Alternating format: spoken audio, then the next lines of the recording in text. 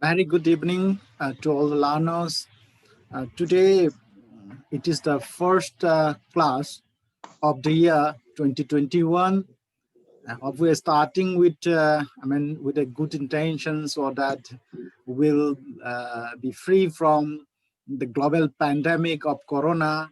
We're already free from that pandemic from yesterday itself. And we are starting with a, very important course, socio-cultural, MSD 013, socio-cultural system. So with this, I'm sure all of us will have a good beginning. In this session, to talk with one of the important pillar of that socio-culture, the socio-cultural system of sustainable development, and to talk about the interlinkages between different, that intricate of society, culture, and sustainability. With reference to global pandemic, we have with us my senior colleague, Dr. Shubhangi Vaidya, Associate Professor and former Director, School of Interdisciplinary Transdisciplinary Studies. As you know, I have already shared about her brief profile to all of you. Her area of research interest is on gender and environment, and other social issues, interdisciplinary social issues. So with this small introduction, I would like to request Dr. Shubhangi to start the session. Thank you. Right. Thank you so much, Dr. Kuman, and a very, very good evening to all the learners. I hope that more will log in as we continue this session. So at the very, very outset, a happy, prosperous, safe, and good new year to all of you. As Dr. Kuman has rightly mentioned, it is the start, in a sense, of a new phase, really, in the history of the nation and the history of the world, because just today's news are talking about, mass vaccination drive against the COVID disease that India will be initiating soon. And I think all of us, the year 2020, in a sense, has been an extraordinary year for all of us. It's been a year which has seen things which we never imagined that we would see in our lifetimes, right? So we've been reading a lot. Whenever we read about sustainability, whenever we read about environment, we read a lot of predictions about global pandemics that may happen, or certain events that may happen as a result of human beings not being very, very mindful, or being very, very careful, or living in harmony with the ecosystem, which may result in various kinds of ecological, various kinds of environmental disasters. However, the way in which the pandemic has really taught us a lesson in terms of how interconnected the world is. So what happens is that nobody today can say that we are living in a part of the world and we are exempt, or we are immune to what is happening in another part of the world, however remote it may be. This pandemic has shattered the belief that anybody is invincible. We have seen through this pandemic that some of the richest, the most powerful countries in the world are in a pitiable condition today, right? So this pandemic has actually, in a sense, opened our eyes to a lot of realities about our world, about ourselves, about our species, about the way in which we live in the world, about the way in which we need to connect with each other, about the way in which we need to share information, to share science. So many of these learnings have been something that 2020 has generated. It may be too early for us now to really reflect upon the enormity of this year, but I think that in the years to come, I think we would be telling, our children and our grandchildren about this year. So, like you have, the AD and BC, right? It's going to, I think in the future, we are going to think of, history in terms of a pre-corona period and a post-corona period. And we have learned so many new terms like social distancing, new normal, etc., etc. So many, many words have come in our lexicon, which we really did not have before. So today, actually, we're going to be talking about a very important part of your program. This is the course MST 13, which pertains to the socio-cultural system. And the block that I'll be dealing with today is the block on culture, society, and environment. This is the first block.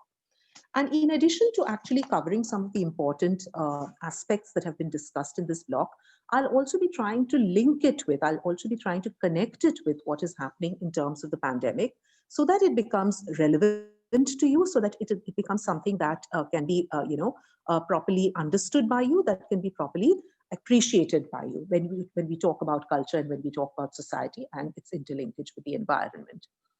So for many of you who may be coming from a science background, you would really not be too conversant with the idea of society and culture in the way in which social scientists talk about it. Whereas those of you who come from a background in the social sciences would probably be much more familiar with these terms. So in order to sort of set a level playing field, I'll first introduce you to some of these important concepts. And the first slide, Dr. Kuman, if you can share it, pertains to, is it visible, this first slide? Yes, yes, yes. Introduction to Society and Culture. I'm sorry, I'm just having a few difficulties with the network. Okay, so I'm presuming that you are seeing the first slide, which is an introduction to society and culture. Now, as we've mentioned over here, in order to understand sustainability, it is crucial to understand that social and cultural practices of a given society, they are really key in our understanding of sustainability. So what is culture? We use the term very often. We say she's a very cultured person, or we speak about art and culture, in the sense of, when we refer to refined taste, so we refer to movies, we refer to plays, we refer to music. So culture is not just that. Culture, as we use it in anthropology and sociology, basically refers to all the practices of society that are engaged in by human beings as members of society. So in other words, a simple definition of culture is that it is the human-made part of the environment, right? So culture is not just the fine things like music or dance or whatever. Culture comprises everything that we do as human beings.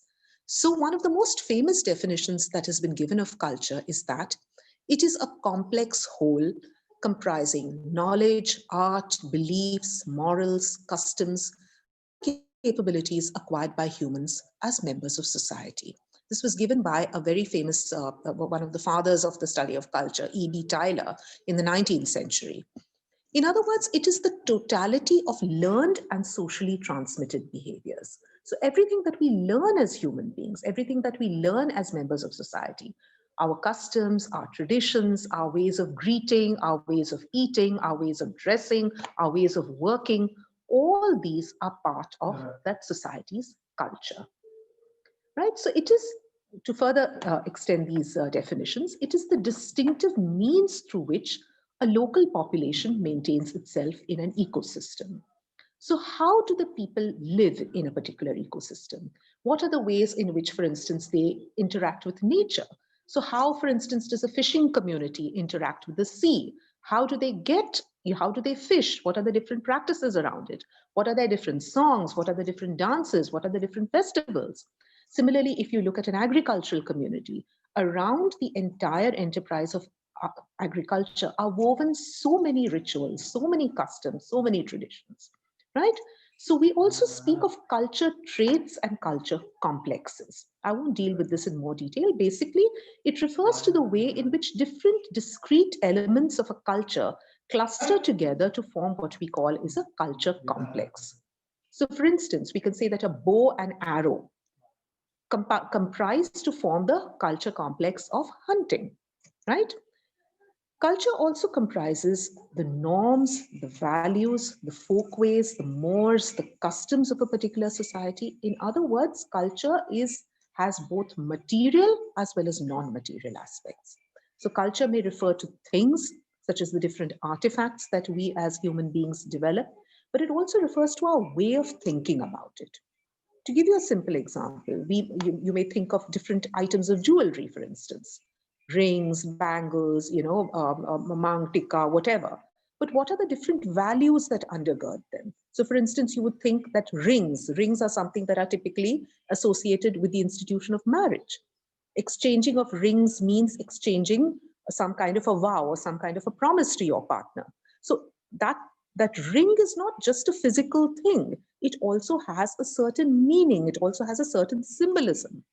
Another example could be the rakhi, that we tie, that in Hinduism or in Hindu society, sisters tie to their brother. What is it? It is just a thread, but that thread symbolizes an entire relationship. There are many values that are involved in that relationship. So culture has got this material as well as this non-material aspect. Also, culture is not something static. When we speak about, say, Indian culture, we speak about rural culture, we speak about tribal culture, we speak about it as if it is something that is fixed in time. But that is not so. Culture is ever changing. Culture is ever evolving, right? So what may have been something that was very important in the culture of our parents may be completely different today. And you can see this most typically in styles of dressing, styles of eating. For instance, the kind of clothing that youngsters wear today is very different from the kind of clothing patterns that they wore a generation or 2 generations ago. So that means that the culture of dressing is constantly changing. And it is very, very responsive to the changes in the environment and in society. Now, when we talk about society and culture, these are basically 2 sides of the same coin. So culture refers to the ways and in which we learn to do things, the way in which we learn to live our lives as members of society. What exactly is society? So society refers to the structure or the web of relationships in which different groups and individuals live together. I'll just take 1 second. I need to just adjust something. So please bear with me for a minute. Please bear with me.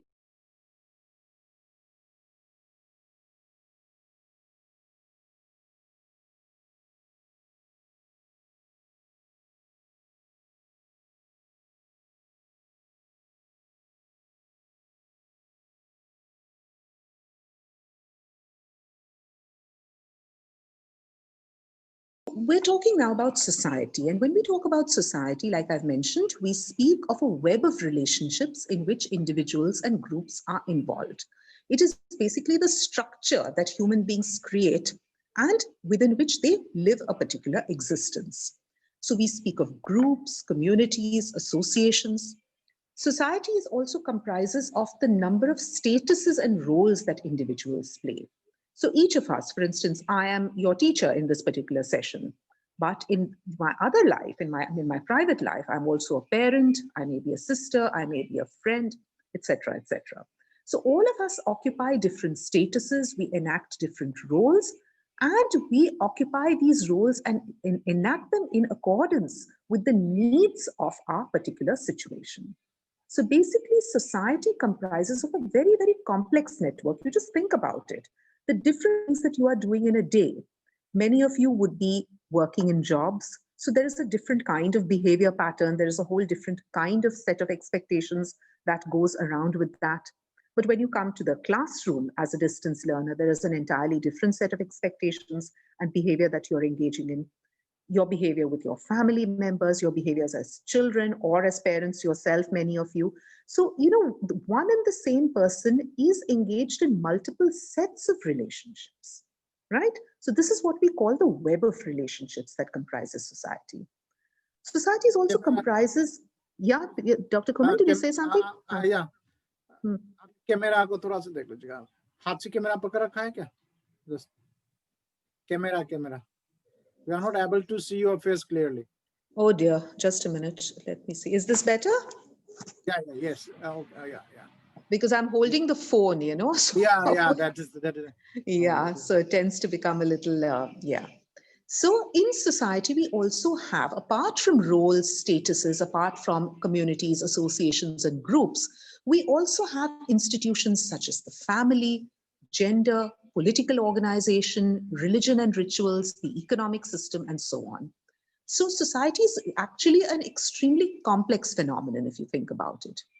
And also societies, just like different cultural traits differ, just like different cultures, you may find different kinds of cultural patterns all over the world. You also have different kinds of societies all over the world. So you may have societies which are based upon hunting and gathering. You may have agricultural societies, industrial societies, today what we call post-industrial societies, where rather than manufacturing, you find that service industries are, have become more predominant. So the different kinds of livelihoods, the different kinds of ways in which people work also lead to different kinds of social organization. Okay? So society, in other words, is an extremely complex matter. It's an extremely complex network of individuals. And society and culture, so while society gives you the structure or the framework, culture gives you the actual behavior or the actual, day-to-day details of the way in which human beings live as members of society. I hope these concepts are clear. If there's any doubt, we can clarify it right away. Anybody? Is it okay? Should I go on? We can have discussion after the session. Fine. We also then come to a very, very important concept which is discussed in this particular block, and that is the concept of human ecology. So human ecology basically refers to the complex relationship between individuals and the environment, including biotic and abiotic factors. So when we talk about culture and society, remember that culture and society are also situated within a certain natural environment, right? So we as human beings have a particular way of life, a way of organizing ourselves, a way of doing things, but all of this is very, very closely intertwined with the environment in which we live. And we'll discuss that in a little more detail in a minute. And adaptation is a very, very important process. So in order to adapt to a variety of environmental conditions, society and culture has evolved over time.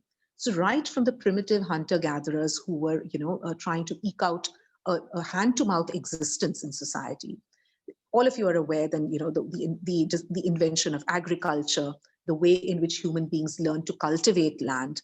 When agriculture came into the picture, society also changed, social organization also changed. The notion of private property arose, the notion of states arose, right? The notion of empires. So as human activity or as human interfaces with the environment have changed through history, so has human social organization also changed a great deal. Let me quickly talk, link this with what we are seeing around us in the world today in the COVID era. We have now become very familiar with a concept called work from home, right? Which perhaps was quite unimaginable just a very short time ago. Think of the kind of importance that attendance in the office has always played, or attendance in the classroom has always played. Physically going from the workplace, from the place where we stay to the place where we work. So there has always been in recent years a separation between the workplace and the domestic space, right? But thanks to the pandemic, what has happened is that this division has, in a sense, collapsed. And human beings have really struggled to come to terms with the fact that this clear-cut distinction between the place where we work and the place where we live in modern society, that distinction no longer exists. So you see it playing out in a variety of ways. You see the kind of impact it has had on gender relations, for instance. So women are now not just looking after their homes, they're also looking after work in their homes. You find that children are doing the things, children have always been told, don't spend so much of your time in front of the phone, don't spend so much of your time in front of the internet. But what are we seeing today? Exactly the opposite, because learning has gone online. So a lot of adaptation, in human societies, happens. We have to adapt to different environmental conditions. We have to adapt to different societal conditions. Okay. I hope I'm not going too fast. It is okay, madam. It is okay. Just now, an important term that has been introduced in our material is that of cultural ecology. Now, cultural ecology is a whole way or a whole perspective of looking at the relationship between the environment and technology and the interaction between human society and the natural environment. And one of the important proponents of this approach was the anthropologist Julian Stewart. So in cultural ecology, we see that there is one perspective called environmental determinism, in which it is seen, or proponents of this view believe that it is the environment which really determines the way in which cultures shape out. Another is the cultural determinism view, in which it is held that human culture is something actually that is capable of overcoming environmental limitations or restrictions. I'll not go into it in too much detail, because in today's class, I really want to talk more about the pandemic and the way in which this has impacted human society, culture, and the environment. So very quickly going through these slides, we find that you have in cultural ecology, the ecosystem approach. You have the notion of ecosystem. We have a holistic study of interactional pattern through the flow or through the exchange of materials and energy. Let's talk now more about a very, very important aspect that has been covered in this block, and that is the aspect of sustainability, society, and culture. Now, if we see the nature of society, as I have explained, society comprises of moral rules and norms. Society also comprises of a certain division of labor, what is the work that people do, who does the different work, and also certain customs and tradition. And what holds society together is what we call solidarity. That is, people feel bound, or people feel impelled to be a part and parcel of that society. And in culture also, we find that there are similarities and differences. Cultural diversity, as I've been explaining throughout my talk so far, it is something that is seen all over, and it is as necessary for humankind as biodiversity is for nature.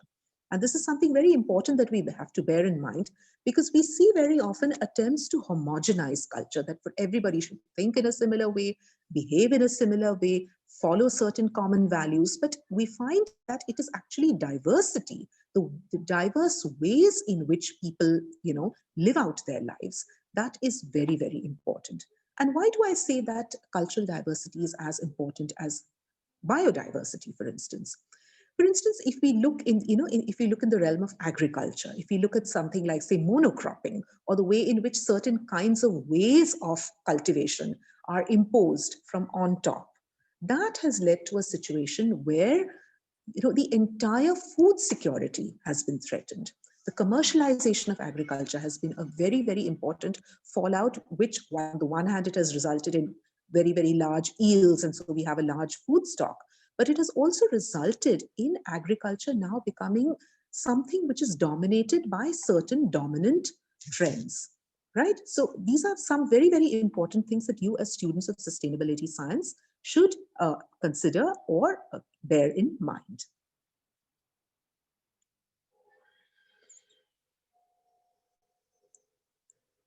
Let's talk now about the environment and the relationship of human beings with the environment.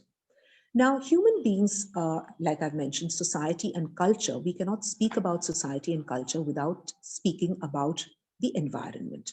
So all human societies, all human culture is fostered within a certain background of the environment. On a very simple level, just look at how climatic conditions influence human life and human cultures. So certain climatic and vegetative distribution helps to provide a certain blueprint for human beings. So for instance, in the tundra, you would expect a certain kind of a lifestyle. In the tropics, you would expect a certain kind of a lifestyle and culture also. Interestingly, in anthropology, there have been a number of studies called the culture personality, studies. So what these studies try to show is that the human personality also is something that is very culturally specific. And this is also dependent upon the kind of natural or environmental conditions in which people live in.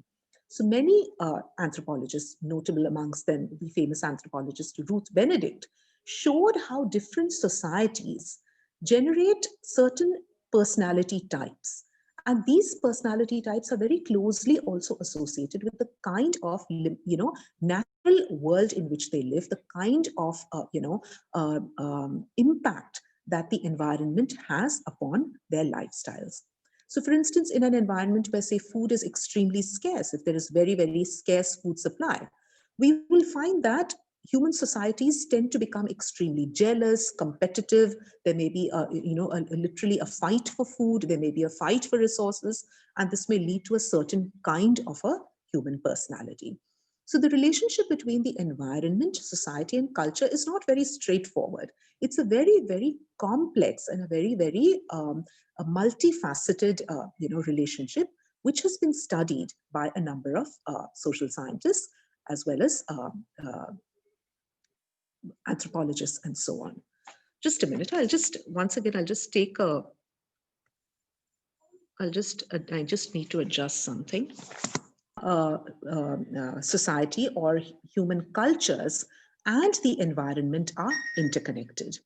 Now, we've seen that through human history, human beings have dominated or have started controlling the environment in very, very profound ways, particularly in the last 200 years or so. In the last 200 years, and this is the entire environmental crisis that is spoken about by environmental scientists, by environmental sociologists, and so on, that in the last 200 years, human beings have behaved or have acted upon the environment in ways that probably the entire duration of human history has not seen. And one of the important reasons, as you all know, for this has been the Industrial Revolution. The growth of industrialization, the way in which large-scale production, the way in which large-scale exploitation of the environment for natural resources, large-scale mining, large-scale forestry, exploitation at a scale which has resulted in huge amount of depletion of natural resources. And it is often said that one of the reasons behind this is that human beings seem to believe that they have some kind of an exemption, or they are some kind of an exceptional species who are really not governed by the same rules and the same laws as other species on this planet.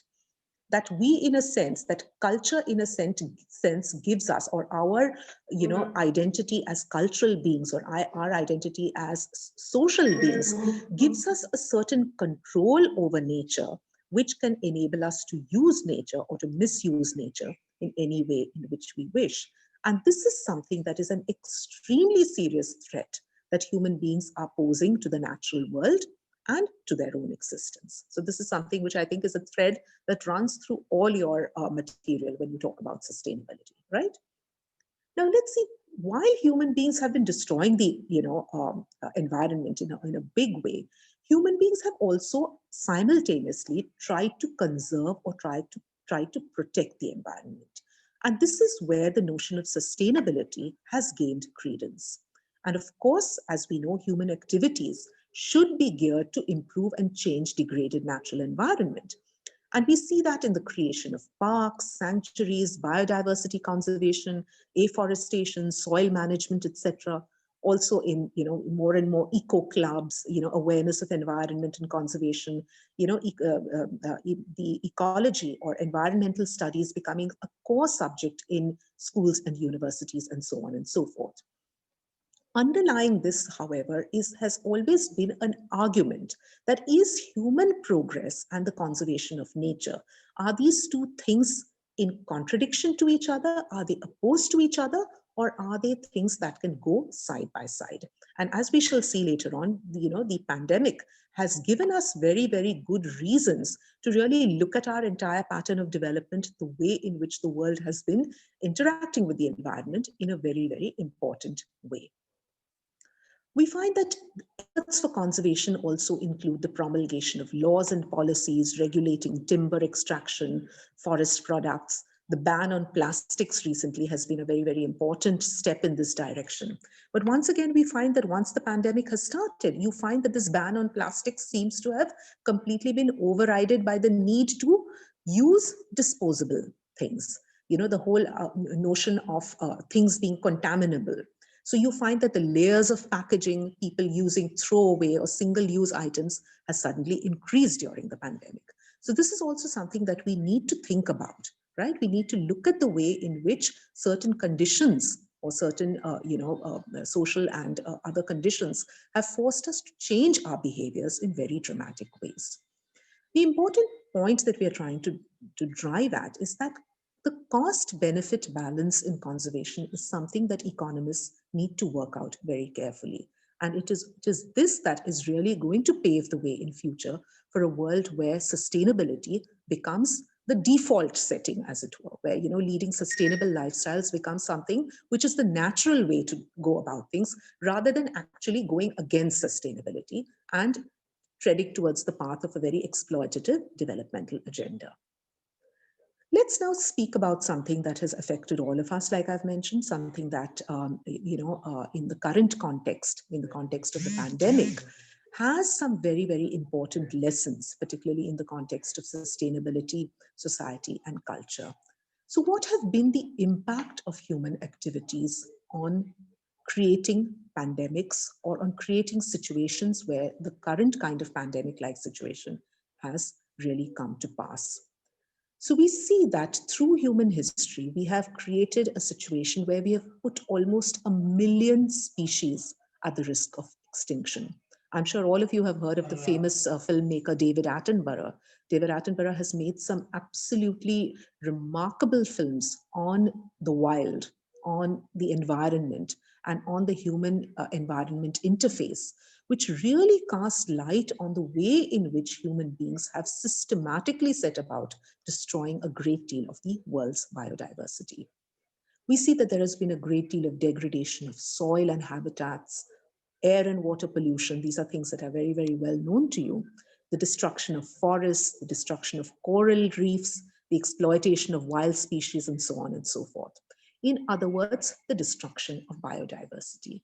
And also associated with it is the global climate crisis, which is something that is very much,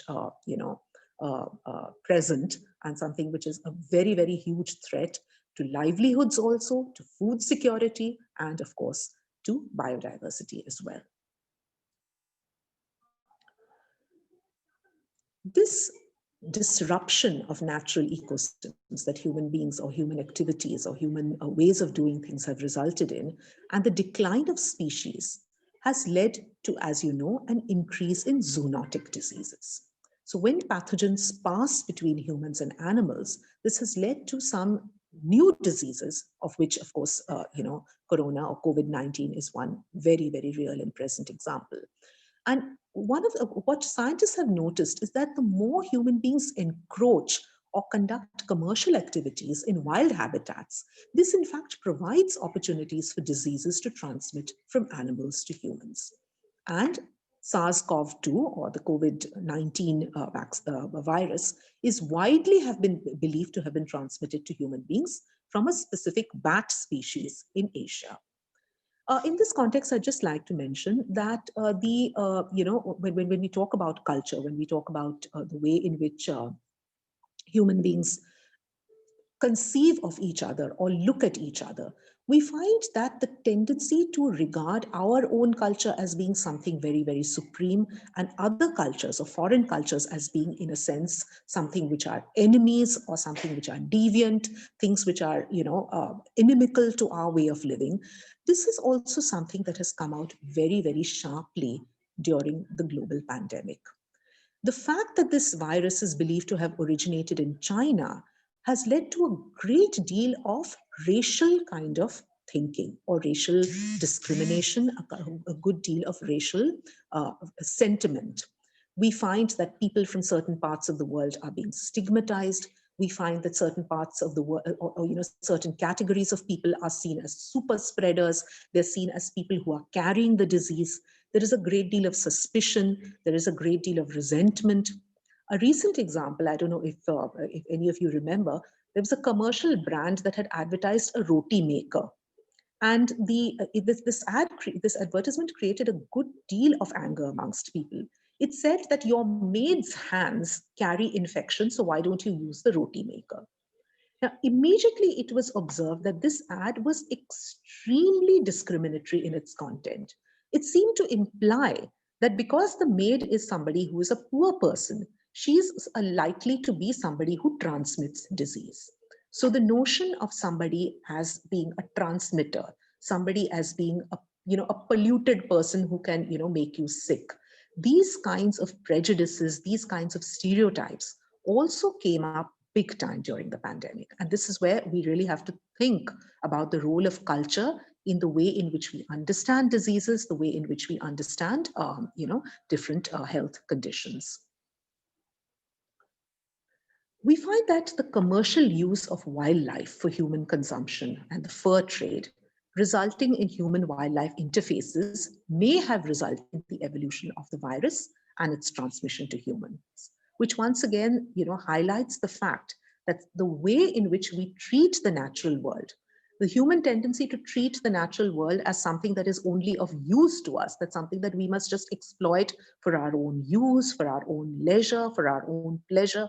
This is something that this pandemic has really, in a sense, confronted human beings with this notion that we cannot continue to treat the world, we cannot continue to treat the different species in the world in this manner. One very, very important thing that has been remarked upon by social scientists in this context is that the role of globalization has also been very, very crucial in this pandemic. Now, as you know, globalization is something that that refers to the process of human beings traveling, going out for work, of the global the global economy, global finance, global markets, all being deeply interconnected.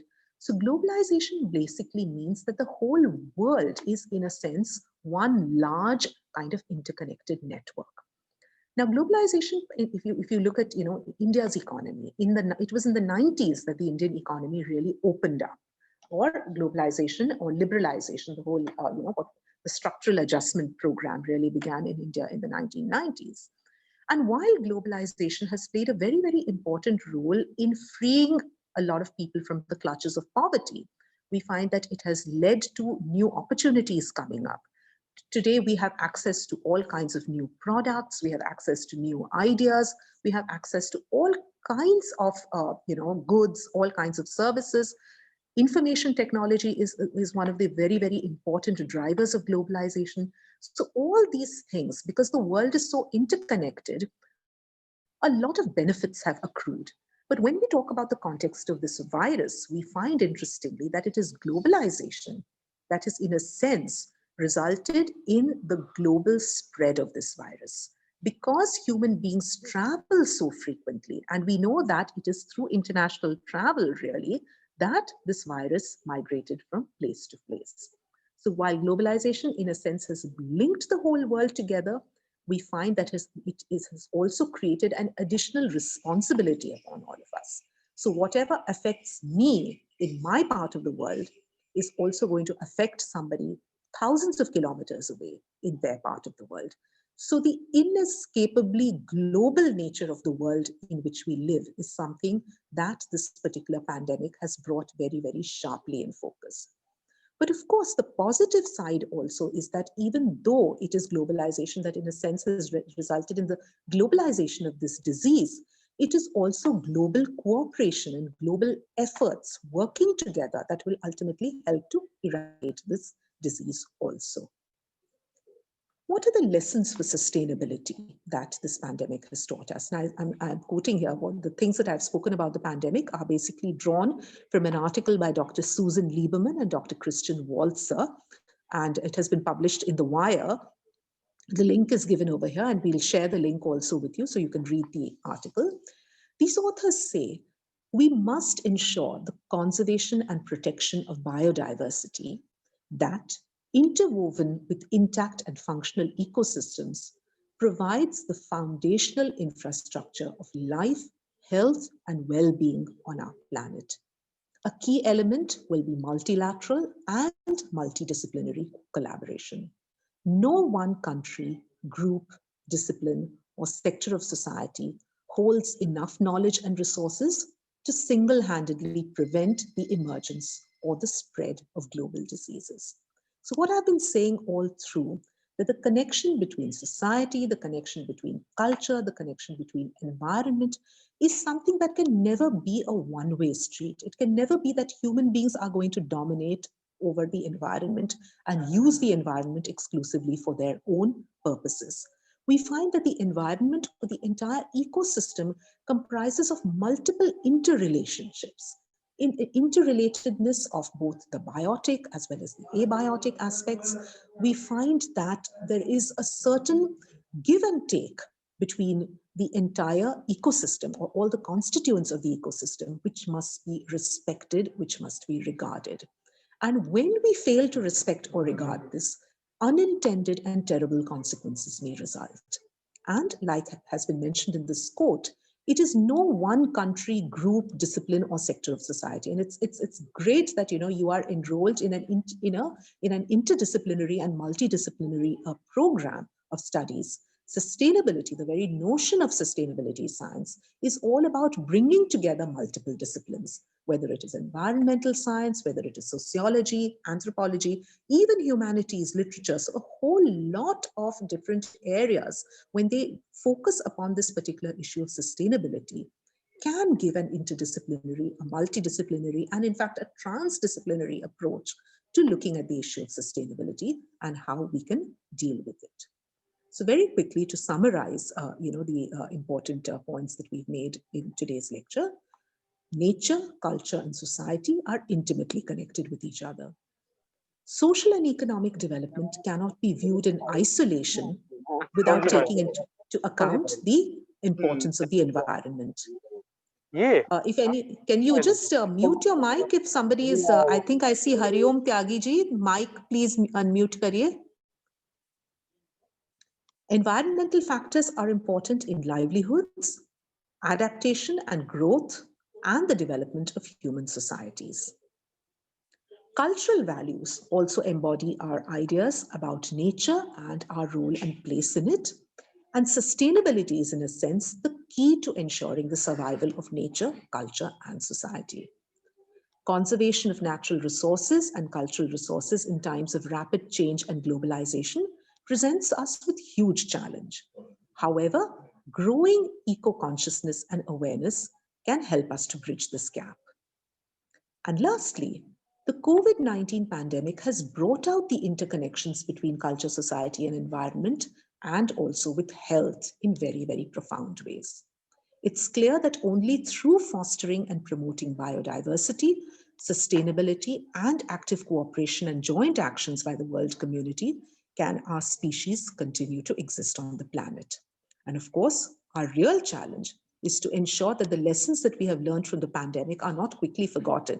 It can never be business as usual, right? So once the pandemic is over, once things return to normal, I mean, people are asking whether those conditions were ever normal. It is because they were not normal that we got into the soup that we are in now.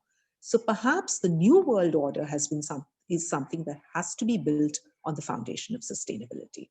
So I'll stop, my talk right now and